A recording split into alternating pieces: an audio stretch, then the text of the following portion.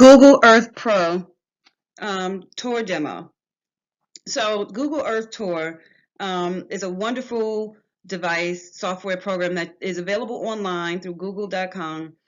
You can go there. It allows you to travel the world basically from your classroom. Students can have the opportunity to learn about different cultures, different ideals, and different values. And you can use this to intersect it with a number of SOL standards and even content areas. Specifically, I'm an English teacher, so I use this to create a tour of James Baldwin and the places that he lived. And I can use this in my classroom as we sort of delve into many of his books.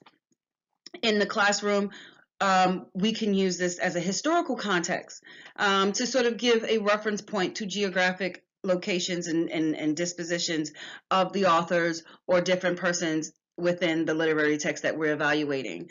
Outside of English, it can be useful for a number of other areas, specifically just science. The clouds, you can go all the way up into space. You can see all the way down into the dirt, if I'm not mistaken.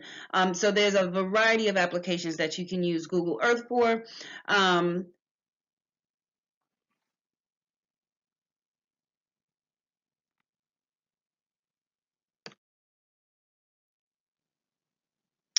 So one of the many features of Google Earth is the Google Earth Tour, and we're going to specifically be talking about that.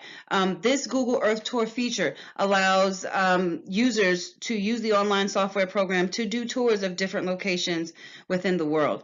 For mine specifically, as I discussed before, we went to the different places of importance, key locations and geographic places for James Baldwin. We started in Harlem, where he was born. We went to Algiers. We went to France. And when we got to France, we also talked about the war with the France and the Algiers. And so then we took a quick detour so that the students could get an idea of what Algeria was and where it was situated in the country. We also talked about the different places in the world that he wrote his works. And students were able to gain a more accurate view of what his life was like there. So that's just one example of a way that you can use the tour. Specifically, if you wanted to do a tour, say if you were a history class, you could do certainly a historical tour of the wars and the different places that they happen and show transitions and such. And the Google Earth Tour also has where you can do markers, you can set your locations, and if you get somewhere with a really good connection, you'll get really great audio quality. And we'll talk a little bit more about some of the pros and the cons with it in the next slide.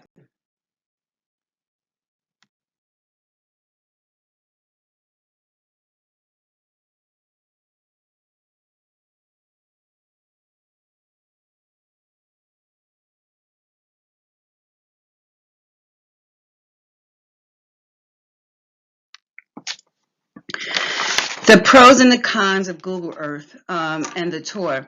It is a wonderful, let's start with the good things. The good things about this are that, one, it's accessible directly from the internet. You don't need sort of any special software. You can download it directly from the internet. So if you have internet connectivity, you're pretty certain to be able to use the software.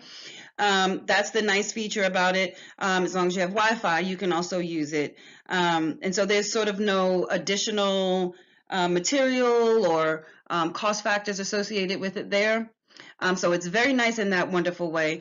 However, as with most things, there are some things to sort of be cautious about and be mindful of.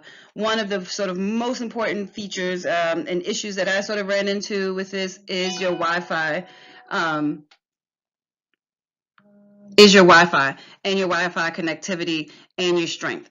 Your signal strength is going to make a huge impact on the quality of the tour or the recording that you make. For example, when I did mine, although I thought I had great bandwidth, what I found was that it wasn't great, and there was a delay between the audio and where I was already moving in the tour. So I'm speaking to you like this, but there was a delay in what was showing up on the screen. So the audio gets a little wonky, and that way, if you're not careful to have a really good connection And in addition, the file itself can be a large file. So if you are limited on space or storage or memory on your PC or laptop that you're using, you may want to consider doing like an external hard drive or even doing a Google Drive. I personally got an external hard drive. They're pretty cost effective. I was able to get one for about $40. And it's actually a really great investment that you have in your classroom. As you use technology in your classroom, you'll find that some files are larger than others, and you don't want to necessarily use up all of your memory on your machine that you're using.